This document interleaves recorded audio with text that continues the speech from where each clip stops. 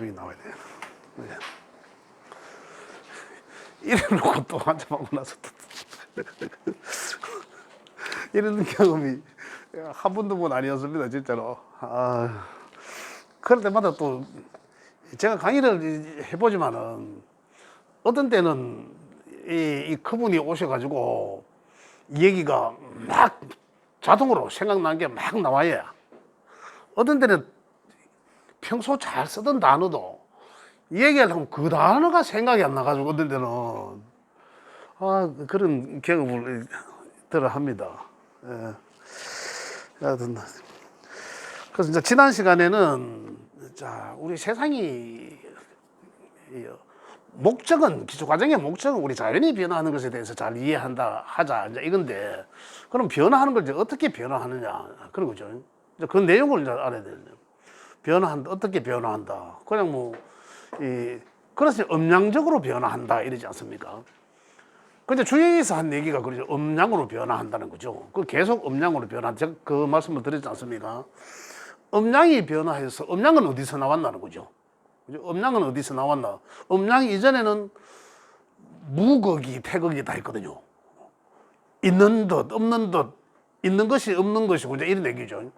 그래서 그 이제 이 무극이 이제 우리나라 저 태극 그 안에 태극도처럼 이제 그래서 이제 그걸 이제 음량으로 이제 나누어 놓은 건데 그게 어떤 역의 시초라고 하기도 하고 우주의 근본이라고 하기도 하고 그게 변화의 근본이거든요.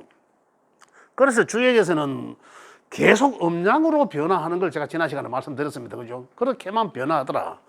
그런데 그게 음량의 변화라고 하는 거죠. 우리 역학적으로는. 그런데 음량만 변화하는 거 그냥 단순 이제 두 가지 논법으로는 사람이 그럼 태어났다 죽었다 태어났다 죽었다 그거밖에 더 이상 표현할 수가 없어요. 변화한다는 것은. 자연도 마찬가지로 자연도 뭔가 그러면 있다가 없다가 이런 거거든요. 그래서 굉장히 어떻게 보면 굉장히 단순한 이제 그건데 그 안에 많은 것을 내포하고 있는데 그것을 우리가 이제 캐내야 되는 거죠. 그런데 명리학적으로 어떻게 돼 있냐면 그걸 그럼 어떻게 변화하더라. 음량의 변화가 그러면 음량은 뭐고 우리가 알아야 될 게 음량으로 변화한다. 그러면 음은 뭐고 양은 뭐고 이러잖아요. 근데 제가 지난 시간에 펀트물에 드린 내용들을 본다면 굉장히 뭐 복잡한 것 같기도 하고 또 아니면 단순한 거 아주 단순하기도 해요. 그게 고정된 것으로 볼 때에는 그렇게 분별을 할 수밖에 없다. 그렇죠? 그렇지만 지금 여기서 우리가 이야기하는 거는 우주 천지 대자연의 기운적인 것을 이야기하는 거거든요. 그 음의 기운적인 것은 이런 거잖아요. 양의 기운과 음의 기운은 이게 이제 음량의 기운이 음량의 변화하는 것을 먼저 어떻게 변화한다는 것을 이해를 하셔야 되거든요. 그래서 자, 음에서 나오는 건 가장 먼저 나오는 건 뭡니까? 음에서 나오잖아요. 음에서. 그래 음양 이렇게 얘기를 하는 거죠. 그런데 양의 운동성은 뭐냐는 거죠.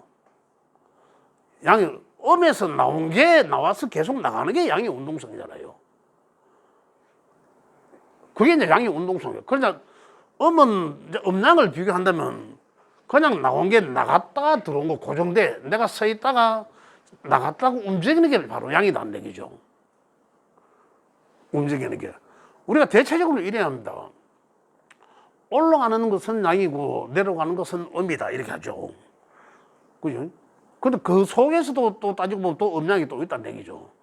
그런데 이 이치가 뭐냐면 음의 이치는 어떤 없는 것으로서도 볼 수도 있고 뭔지 모르는 상태일 때 고정되어 있을 때 여러 가지 기운, 음의 기운이라는 것이 그러면은 가만히 서 있는 상태가 음의 상태라고 봤을 때 양은 운동하고 있는 상태거든요. 그럼 음양의 변화는 계속 반복되는데 서서히 올라왔다가 기운이 내려갔다가 이런 태극도에 보면 이런 내용이죠. 그죠? 이 반복되는 이 내용이 음양의 변화의 운동성이다. 그게 참 뭡니까? 어느 점이든지 시작점에서 상승하는 기운. 상승하는 기운이 음양 쪽으로 봤을 때는 양에 움직이고 있는 상태. 다시 말하면 다시 그 상태대로 어느 점에서 다시 원래대로 내려가는 하강하는 기운이죠. 이거는 상승하는 기운이죠. 이 기운은 내려가는 그 점을 음의 운동성이라고 한다라는 거거든요. 이제 이렇게 변화하는 거죠. 그리고 음양으로 또다시 음에서 또 양으로 변화하고 또 양에서 또다시 음으로 변하고 계속 이렇게 무한반복적으로 변화하는 거죠. 세상에 가만히 있지 않다는. 그리고 계속 어느 점에서 멈췄다 하는 거는 양의 상태에서 음의 상태로 돌아간 거죠. 그냥 멈췄다 하는 거는 살아있는 것에 대해서는 계속 반복적으로 움직인다는 거죠. 우리도 죽었다 하면 이미 이제 음인 거죠. 끝났다. 살아있으니까 계속 숨도 쉬면서 계속 움직이게 된다는. 그래서 이제 이걸 명리학적으로 또 이렇게 세분화 시킨 거예요. 그러면 어떻게 나누죠? 음양으로 나눈 거 보기에는 딱 나갔다가 들어왔다가 죽었다가 살았다가 죽었다가 살았다가 살았다가 죽었다가 태어났다가 가는 거고. 그죠? 있다가 없다가 뭐 자다가 깼다가 전부 이제 이런 모양새잖아요. 하루를 음양으로 보자 하니 밤인 듯 하더니만은 날이 샜어. 네. 그러니까 낮에 나가서 활동을 하잖아요. 양적인 활동을 하게 되고. 또 그러다 보면 또 해가 저물어. 그것도 집으로 들어가야 되죠. 쉬어야 되죠. 자는 상태. 그죠? 그 이제 음양의 변화. 그거는 하루를 볼 때 음양의 변화고. 1년으로 더 크고 부터 그걸 또 1년으로 본다면 1년으로 본다. 봄과 여름은 어떻습니까? 봄과 여름은 또한 활동을 많이 하는 상태. 가을, 겨울은 또다시 소의 상태로 돌아가는 상태거든요. 그래서 그것을 음양의 변화를 다시 5가지로 세분화시켜 놓은 거예요. 그것을 이제 오행이라 하는 거죠. 이제 여기서 정리를 하자면 음양이 이전에는 뭐가 있었습니까? 태극이죠. 태극은 다시 말하면 태극은 무극이요. 그죠? 있는 듯 하면 없다 이거는. 없는 듯 하나 있다라는 거예요. 같이 공존한다는 거거든요. 그래서 이제 여기에서 다시 말하면은 명리학적으로 이야기한다면은 여기에서 음양을 낳고, 그죠? 그래, 음양에 대해서 지난 시간에 이제 이야기한 거죠. 음양의 기운은 뭐더라? 음양은 자연의, 이제 여기서부터 자연이 변화하는 거죠. 여기는 고정된 상태이지만은 뭔가 우주 천지가 생기면서 이 변화하게 된다. 움직이게 된다는 거죠. 그런데 변화는 어떻게 하더라? 음과 양으로 변화하더라는 거죠. 그거 이제 지난 시간에 말씀드린 거고. 다시 음양에서 조금 더 세분화해 보니까 오행과 사상으로 변화하더라는 거죠. 그리고 오행이라 하는 거는 하늘의 기운적인 것을 뜻한다. 기, 보이지 않는 거. 사상이라 하는 것은 땅의 형상에 있는 기와 질의 관계죠. 질의, 그 형상이 있다. 기운은 형상이 안 보이는 거죠. 실체가. 그 실체가 있다는 거죠. 우리 기와 질의 상태다. 이렇게 변화하더라는 거죠. 그래서 이렇게 변화하는 것을 결국은 뭐냐면 여기에서 다시 또 점점 더 세분화시켜 나가는데 이제 제가 지난 시간에 드렸는 그 오행과 사상 이야기까지 내려갑니다. 자, 여기 오행이 뭐였노 하면 지난 시간 오행까지 했죠. 요까지는 말씀드렸잖아요. 오행은 뭐였습니까? 목, 그죠? 화라는 것이 있었고, 토가 있었고, 금이 있었고, 수가 있었고, 이걸 이제 오행이라 했다는 거죠. 그럼 이 오행의 기운들은 뭐, 지금 요 책의 내용에 보면, 여기 지금 요 책에는 14쪽에 보면 음양오행이라는 일이 나왔습니다. 여기 있는 내용들을 제가 함축해서 제가 말씀드리도록 하겠습니다. 그리고 오행은 하늘에 변화하는 것들이에요. 기운적으로 변화하는 것들. 그러면 목의 오행의 변화 상태는 음양을 5가지로 나누어 놓은 거예요. 이건 음양을 음과 양으로 변화한다라고 했잖아요. 그러다 보니까 음과 양은 오행으로 변화하더라. 이런 얘기입니다. 그럼 그 오행은 목화, 토금, 수라 했는데 그 목의 기운적인 것은 이런 얘기잖아요. 뭐를 목이라 하노? 물론 나무 목자를 썼습니다. 나무다. 책에 보면 뭐 나무고 뭐 대림목이고 뭐 오만 얘기 다 나옵니다. 다 나오지만 여기서 하는 얘기는 오행의 목은 음양에서 변화한 것 중에 가장 먼저 시작되는 것이 목이다. 목의 기운이다. 이런 얘기입니다. 자, 그럼 뭔가에서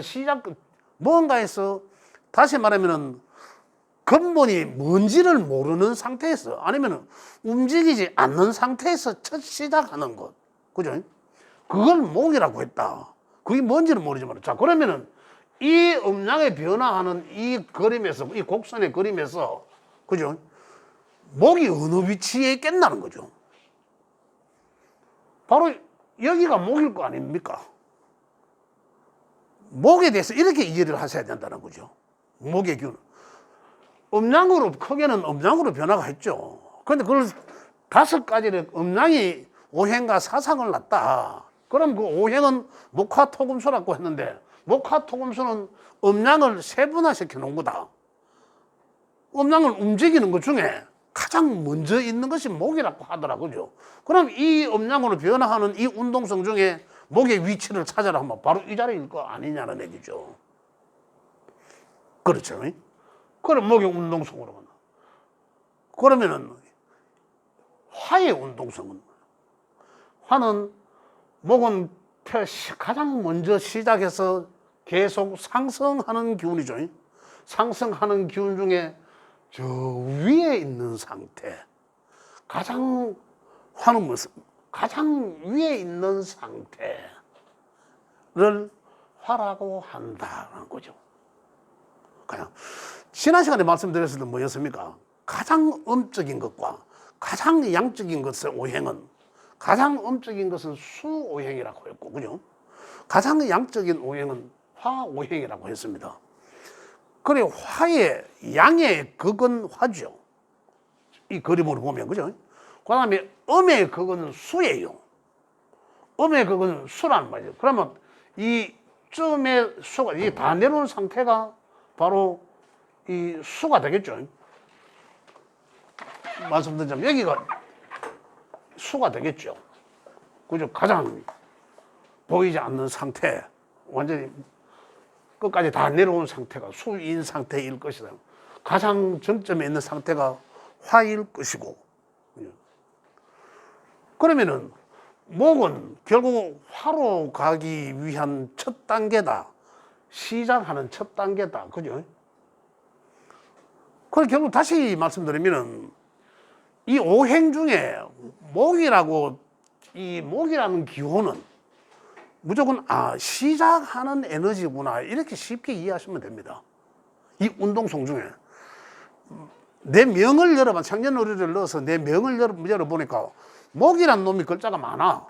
그러면 이 사람은 뭔가를 시작하는 에너지가 엄청나구나, 이렇게 이해를 하셔야 된다는 얘기입니다. 그런 거죠. 거기에서 이제 기와 진로서 구분하는 거죠. 천에 위치해 있는 우리 명을 열어보면 이러한 구도로 나와 있습니다. 그죠? 8글자. 위에 여기에 들어가는 게 이 천의 오행 중에 여기 4개가 들어가고, 요 밑에는 중에 요 사상의 질에 해당되는 지의 기운이 여기 12개 정도 여기에 들어간단 말이죠. 그래, 요걸 위치를 보고 이 목이 시작하고자 하는 이 에너지가 여기에 많이 있나, 그죠? 여기에 있나, 이것 가지고 어떻게 한다, 또 구분을 달리 하겠죠. 그럼 여기 시작하는 에너지만 갖고 있는 거고, 위에 기운적인 하늘의 에너지만 갖고 있는 거죠. 그럼 밑에서는 어떻습니까? 실질적으로 보이는 거니까 그러한 행동을 한다는 거죠. 이렇게 목이지만 음양이 운동성으로 오행이지만은 그 오행 중에 목은 먼저 시작하는구나. 양의 운동성 중에 가장 먼저 시작하는 에너지를 목이라고 한다. 그러면은 그 목은 위에 목이 많이 있으면은 그러면 그러한 에너지가 상당하겠구나. 그죠? 그 다음에 밑에 있으면은 그러한 기와 질이 상당히 그러한 액션을 많이 취하겠구나, 이거예요. 어떤 사람은 하잖아요. 생각하고 움직이지만 어떤 사람은 생각 없이 먼저 저지르는 사람, 이렇게도 이제 이해를 할 수가 있습니다. 그러한 성향. 그런데 같이 있을 수도 있잖아요. 그 생각과 행동이 같은 사람이겠죠. 그죠? 이렇게 해서 이제 이런 이 기질적인 성향을 읽어내야 된다. 목은 나무 목자를 썼으니까 나무와 전혀 관계 없다는 것이 아니라 또 다른 각도에서 목은 나무고 이 자연을 읽을 때 이해를 하려고 하면 이 5가지 성향으로 또 다른 각도에서 이해를 하실 수 있지만 지금 우리가 여기서 아셔야 될 것은 가장 기운적인 것과 현실적인 것을 분리해서 이해를 하셔야 된다는 얘기입니다. 그러면 목과 화는 이해를 다 합니다. 그런데 다시 말하면 화는 계속 위로 나가려고 하는 상태죠. 기운으로. 그죠? 그러면 금은 원래의 위치로 돌아가려고 하는 상태야. 목은 어디서 나왔습니까? 수에서 목이 나왔지 않습니까? 지난 시간에 말씀드렸잖아요. 그죠? 수에서 목이 나왔죠. 그럼 원래가 어떤 상태입니까? 원래는 이 상태겠죠. 본래의 상태로 돌아가려고 한다고 제가 말씀드렸으니까. 본래 화의 상태에서 본래의 상태로 돌아가려고 하는 에너지가 수렴하는 에너지가 금의 에너지예요.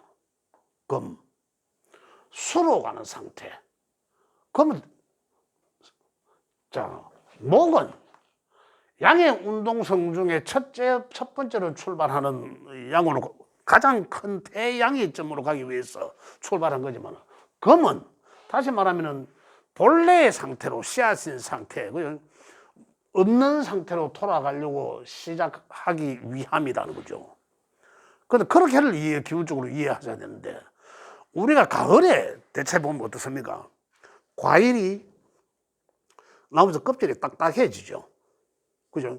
조그마한 과일인데도 불구하고 껍질이 딱딱해지는 그런 딱딱해지는 그런 형상도 바로 금의 상태다 이런 얘기죠.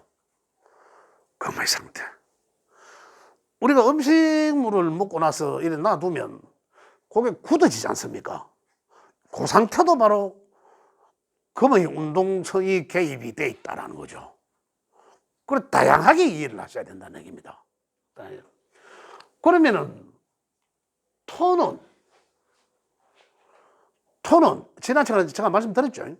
톤은 음량을 전체적으로 음량 중에 요거는 양이었고 여기 있는 거는 이 음이라고 표시했습니다. 그죠? 이 톤은 음과 양을 조절하는 역할을 한다. 조절하는 역할. 자, 여기에서 보세요. 양의 가장 위치에서 토의 개입이 되면 토의 개입이 없으면 화는 계속 양의 운동성으로 계속 위로 치고 올라가기만 합니다. 그죠? 그 토가 개입이 되면서 이제 금의 상태로, 음의 상태로 이 기운이 이제 변화하는 거죠. 양에서 음으로 변화하는 거죠. 그죠? 이렇게 해주는 요 상태가, 극의 상태가 양의 가장 극적인 상태가 토라는 얘기입니다. 토. 그래서 토는 음량을 조절하는 기운이다. 지금 여기에서도 음량을 조절하는 거. 어떻게 조절한다고? 토가 개입이 안 되면은 목에서 출발해서 화로 계속 화에서 변화가 없는 거죠. 이게 자연 상태는 어떤 상태입니까? 나무가 계속 봄에 저 지하에 있는 뿌리에 있는 수분을 자양분을 끌어빨아 당기 올려서 꽃을 계속 피우는 상태로 나무가 자라고 꽃 피우고 자라면서 꽃을 피우는 이 상태만 계속 그렇게만 유지만 된다면은 결실은 넘는 거죠. 그에 이제 토의 개입에 의해서 이제 이 양의 상태에서 음의 상태로 변화된다 이런 얘기입니다. 그래서 토는 고급점을 뜻하더라. 그죠? 그래서 토의 성향이 요 속에 명 속에 토의 성향이 가장 좀 지나치게 많이 있는 사람들은 이러한 역할을 한다. 중도적인 역할도 잘한다. 그 토의 운동성은 어떠냐는 거죠. 목의 운동성은 시작하는 운동성이고, 그죠? 지금 보면 화의 운동성은 계속 뻗어 날아가는 상태이죠. 토의 운동성은 그만해 하라는 얘기예요. 멈추라는 얘기거든요. 그 토의 성향이 짙은 사람은 어떻습니까? 정지되어 있다라는 거거든요. 느낌으로 본다, 기운적으로 본다면. 토의 성향을 많이 갖고 있으신 분들은 이분들에 비해서 액션이 상당히 좀 한 박자 늦습니다. 이런 기운적인 것 때문에 그런 거죠. 이런 게. 그 토의 성향이 짙은 사람들은 혹시 주변에 계시거든 나중에 이제 공부 삼아 볼 때 한번 보세요. 그 사람의 행동을 일반 묻고 양기에 비해서 한 템포 액션이 좀 늦다. 그런 사람도 분명히 그렇습니다. 그 토라는 그 에너지가 그렇다는 것을 알 수가 있죠. 그럼 검의 상태는 딱딱해지는 상태예요. 이런 상태를 검이라 했다. 오행적으로. 본래대로 돌아가고자 한 것. 이제 이런 파도의 그림은 계속 이게 돌아갔다. 이런 상태로 오행이 변화되더라. 이 오행이 제가 다시 한번 말씀드리지만은 이 오행은 지금 우주의 기운적인 것으로 이해하셔도 좋다. 그 다음에 사상이라는 얘기는 오행과 사상의 변화는 가장 우리 현실적으로 보이는 것들이거든요. 그 사상의 변화는 뭡니까? 계절이에요, 계절. 아까 여기서는 오행의 기운적 요소에서는 여기 목화 토금술을 글로 표현하자면은 이 시작점이죠. 뭐 그러면 시작에서 점점 더 넘어가는 이 확산하는 점이죠. 기운, 에너지. 토는 중도 조절하는 에너지고, 그죠? 음과 양을 조절하는. 그러면 다시 본래대로 가기 위한 어떤 이 본래대로 가기 수렴하는 작용을 한다는 거죠. 그러면 이 수는 이미 본래의 상태대로 원거예요. 그죠? 그러면 이전의 상태잖아요. 목에. 전의 상태니까 여기서는 이미 이제 다 끝난 상태예요. 끝난 상태면 하루로 치면 가장 밤인 상태. 정지된 상태. 그죠? 그 휴면 휴식 상태로 돌아간다는 거예요. 다 끝났으니까. 어떤 정지된 상태로 보셔도 된다는 얘기죠. 음의 그 상태. 자, 그 다음 사상의 얘기는 오행과 사상. 음양은 그러니까 다시 말하면 5가지 오행적으로도 변화하고, 그 다음에 질적으로는 사상적인 4가지로, 사상은 4가지로, 오행은 5가지죠. 오행이니까. 이것들이 계속 돌아가는 거죠. 계속, 이 오행, 간다라는 얘기죠. 사상은 계절을 뜻합니다. 목은 봄을 뜻하고,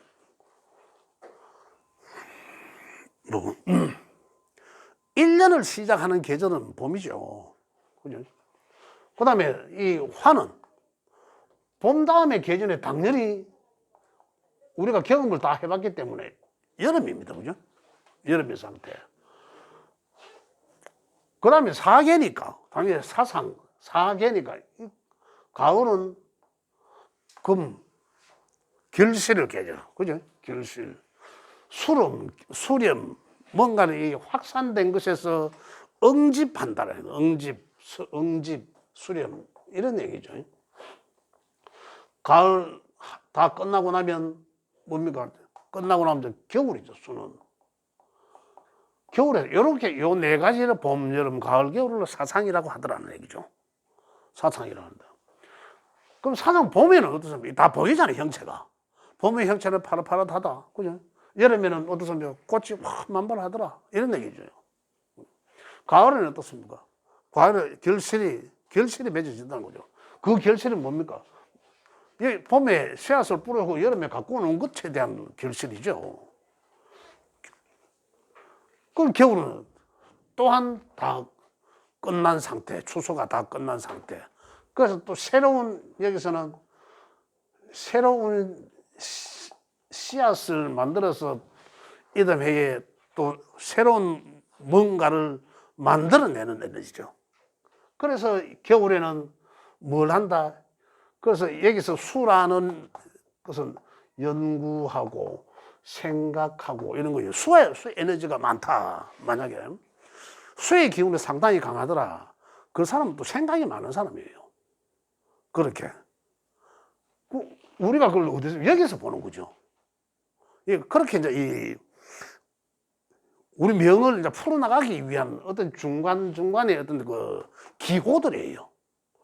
뭐, 여기서 이래 보니까 이제 음양오행 다 나온 거죠. 음양오행과 사상.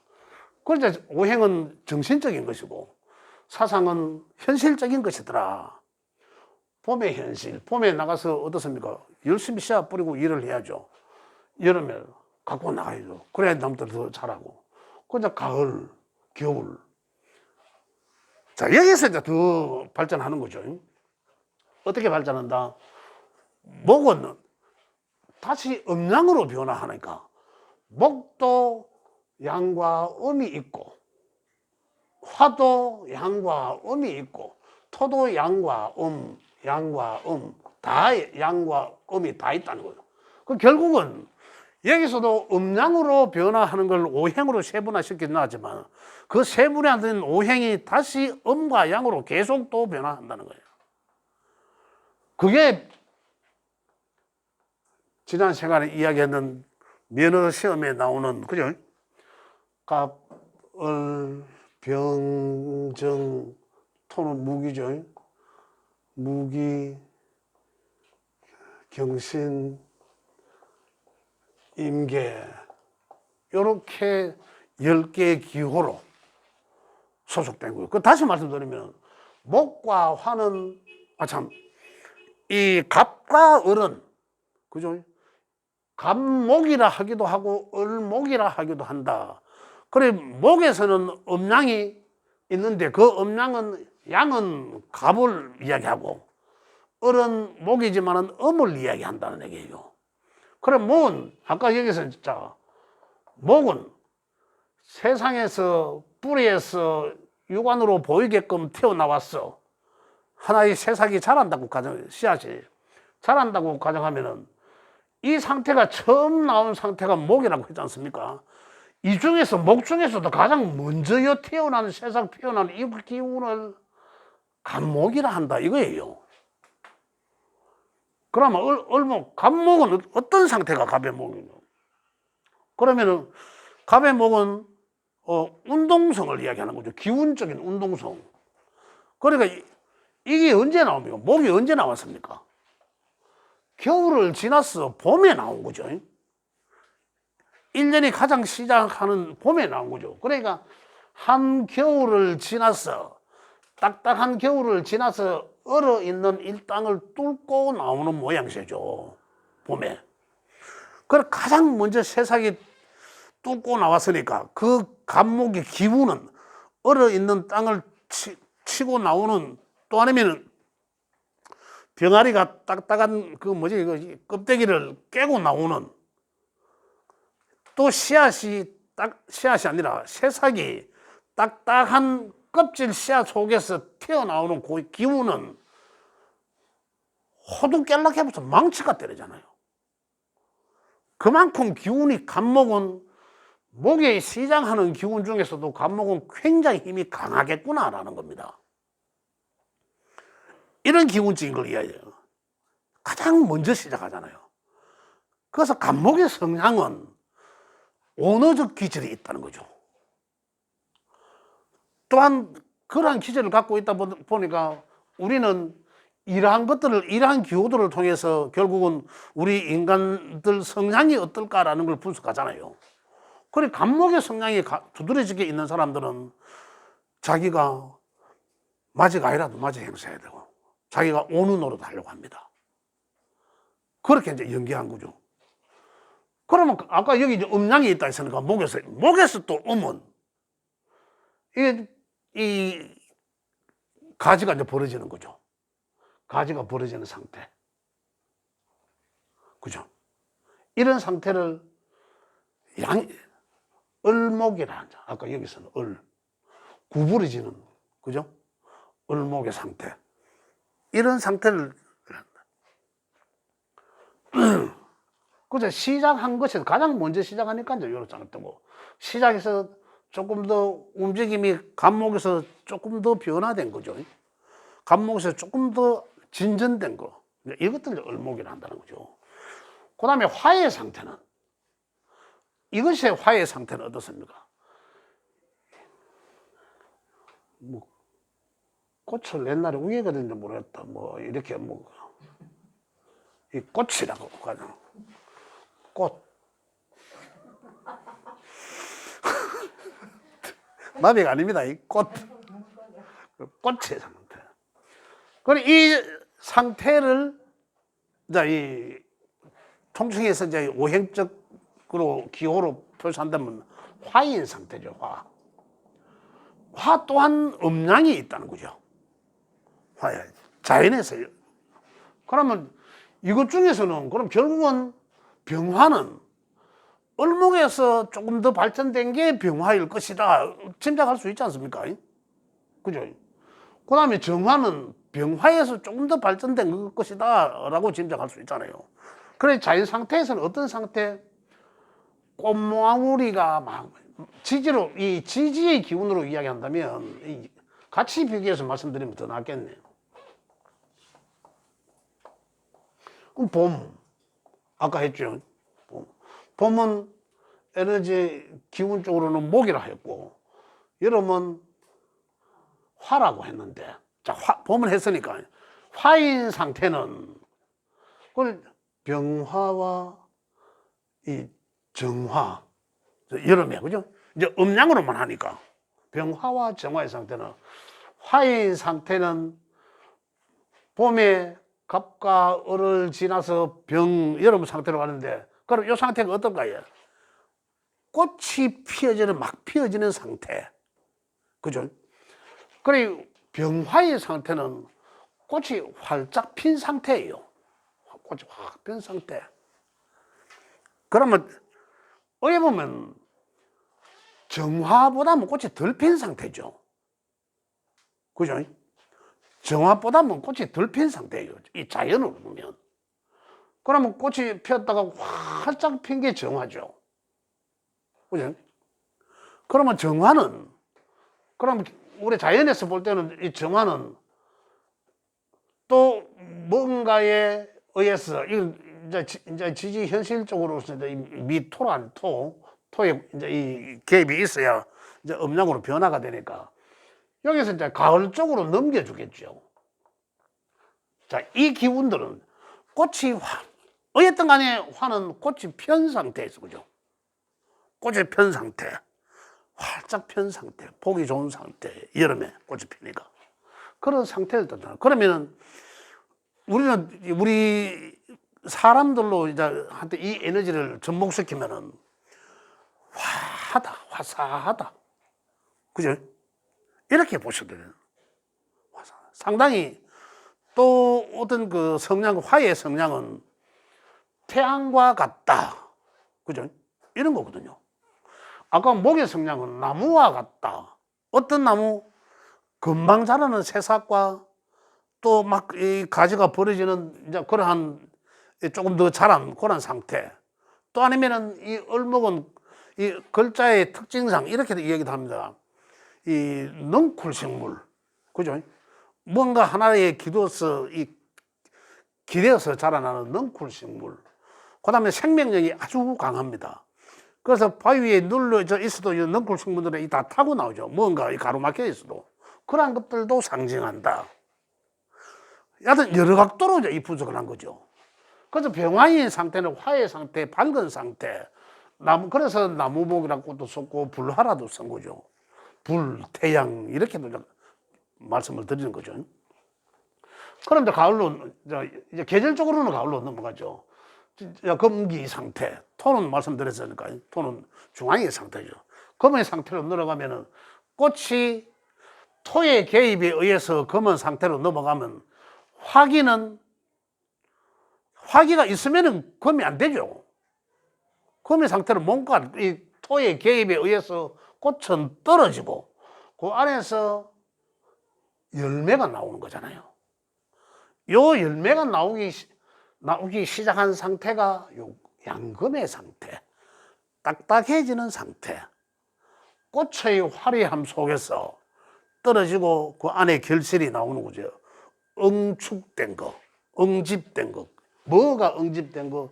씨앗에서 새싹이 나와서 꽃을 피우고 그게 뭔지 형상이 드러나는 거죠. 응집돼 갖고. 그죠? 그 상태가 검의 상태라는 거죠. 그럼 검의 상태는 수렴하고 응집하고 계절적으로는 가을이라는데, 그럼 뭔가 추수하는 열매를 결과잖아요. 어떤 결과를 뜻한다. 그리고 검의 상태는 성장이 두드러진 사람들은 결과 중심적 사고를 가진 사람이다라고 볼 수 있는 거죠. 자, 그래서 이 검의 상태는 굉장히 딱딱함을 비유하기도 한다. 그래서 성격도 딱딱할 수도 있다. 이런 얘기예요. 또 온도로 본다면은 여기는 뜨겁잖아. 화는. 술은 차갑잖아요. 차갑기 이전에 시원한 상태. 그죠?